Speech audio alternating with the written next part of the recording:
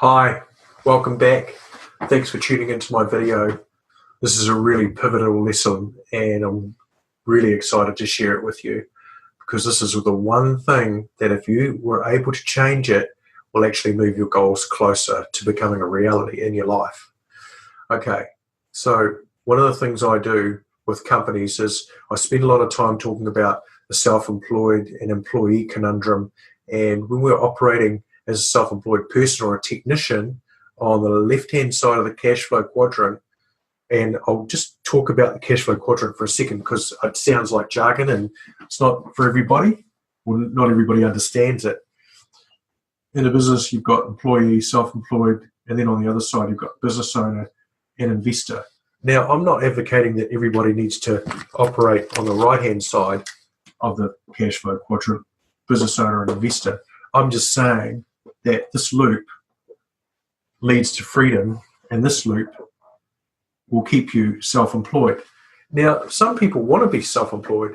Like if I was a surgeon and I was earning $1,000 an hour, I'd probably be just happy with that. And I might just earn my money from my vocation and put it into the odd property here and there and have the best of both worlds. So what I'm saying is that, but that's not everybody. Some people have a vocation business and they want to grow and they want to increase the volume a little bit, or they want to increase the quality of their life as well as have the revenue stream coming from their activity. So what I'm saying is that when we're trying to get to a new future that is worthy of our activity and our efforts, we often get trapped in a past-based paradigm. So past-based thinking won't get us there. And it sort of feels like we're pedaling, but we're not getting anywhere. We're not getting any closer. And our goal seems just outside of our reach. And that's because we're actually on the wrong track. That's because the paradigm that we're operating in is not going to get us to where we want to go, no matter how hard we pedal. Okay? So I'll just do a little quick example of a paradigm. Okay, so what happens is it's almost as if we've got our foot shackled by a ball and chain. Okay, so because the paradigm or the way that we see the world is through the lens that is a past-based paradigm, so the past is affecting all of our thinking. This is the way we've always done it. This is the way it used to be. Here's what I'd like to get back to. When we think that way, what it does is it actually limits our ability to go forward. So we can go forward, but we're going to get an ever-decreasing level of return or diminishing level of return from our efforts, okay, based on or in relation to where we'd like to go. So what we actually have to do is we actually have to change the paradigm in order to shift where we'd like to go to becoming a reality. What I mean is that, let's say we just want to go over here. It's not actually that far out of our reach, but what's required to get there is a completely different paradigm.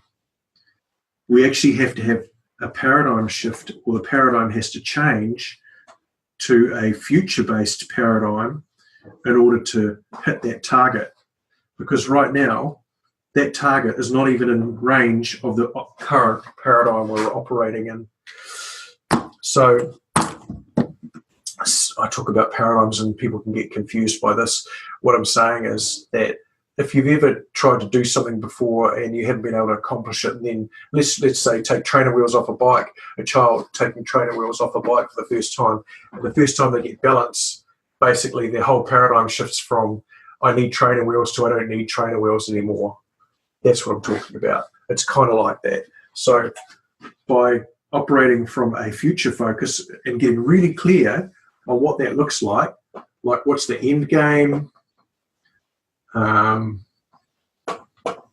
It's not quite right. Where are we now? And what the steps are that are going to get us there. And then taking action from that.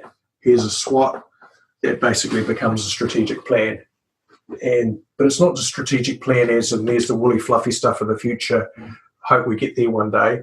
It's actually a strategic plan from the perspective of what are the steps we need to take to get there, and operating from that paradigm, even though those actions currently might seem outside of your view. That's it for now. Hope that's been of value to you. Cheers.